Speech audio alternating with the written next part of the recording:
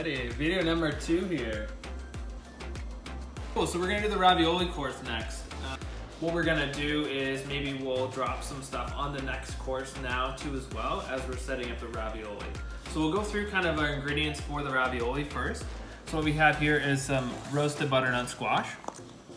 And we're gonna take that roasted butternut squash and we're just going to dump that in the frying pan here. Cool. And then we'll tuck that in the oven. And we'll just let that heat up gently. This whole time you'll leave your oven on at 350, so that is just resting there. Perfect. And we have our brown butter and carrot puree here, which we will drop in our smaller pot of simmering water.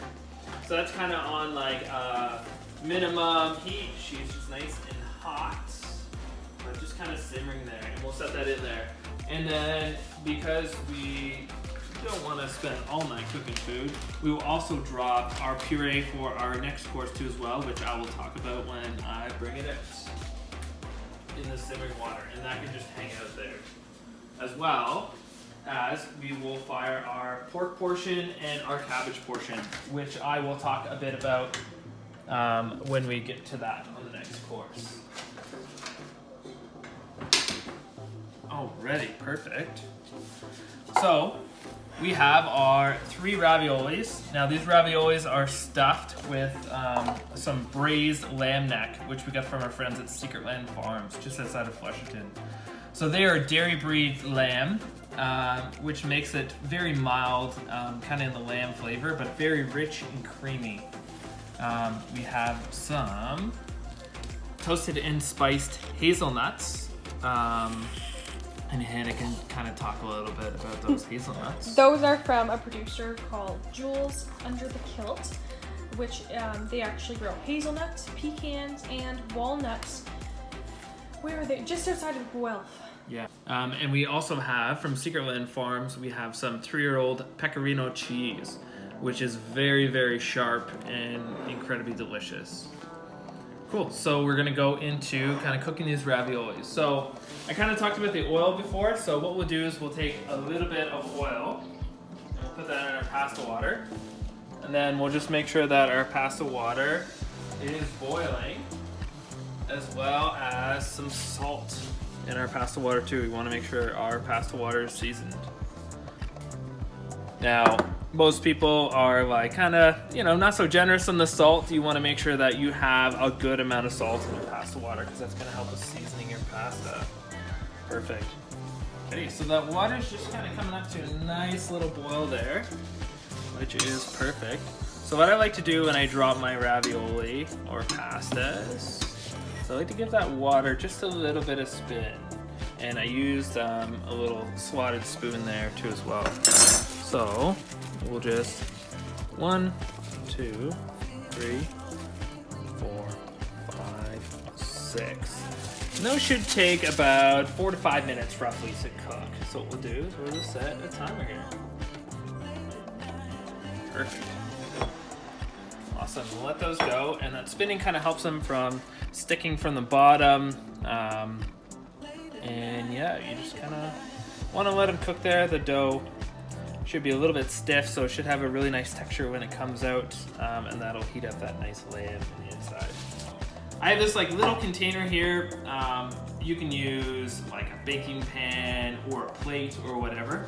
So kind of to take the raviolis out, what I like to do is just put a little bit of oil kind of on the bottom of your pan, and then we're gonna take the ravioli once they're cooked out of the water and then set them in the pan, and that'll just make it a little bit easier for plating.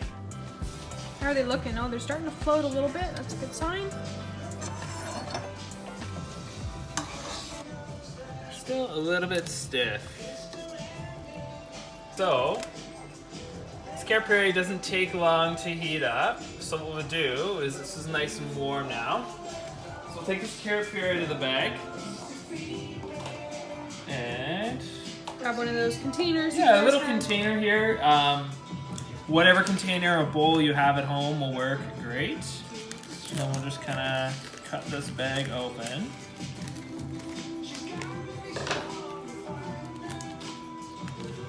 just dump that.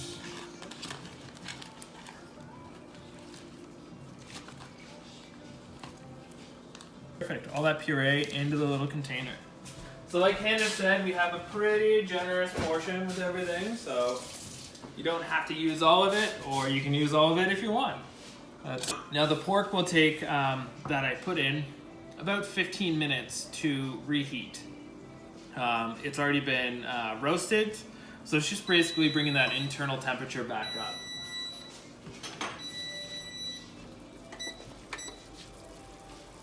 Alrighty. So, oops. Flip that guy over, hopefully.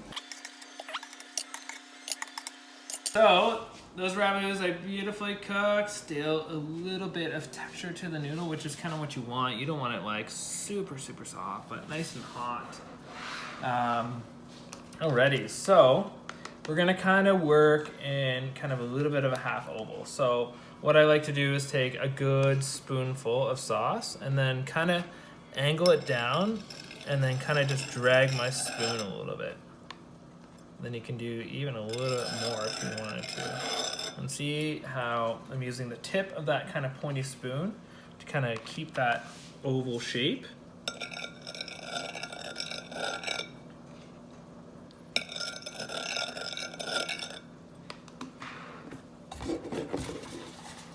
Cool. Just make sure that there's no excess water on those raviolis when they're coming out. And kind of turn those plates a little like this. And then we will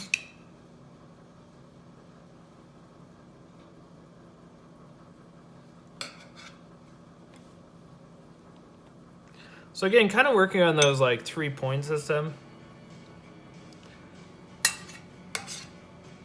Like the eye is very drawn to definitely singles or threes or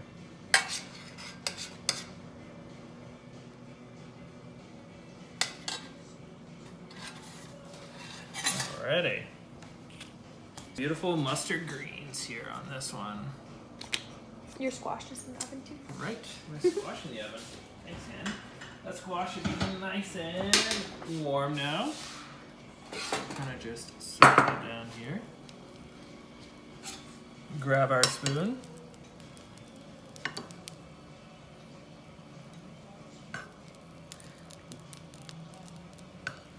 All right. Again, 3 points, just creating that kind of composition that the eye likes there. Filling in all the empty parts. Okay, so next we'll just put a little bit of that shaved pecorino cheese on there. So just kind of across wherever, filling in a little bit of those spaces. This cheese packs quite the punch, so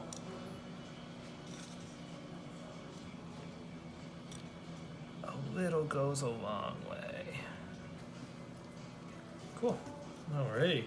And then finish with just, and just divide this into two, but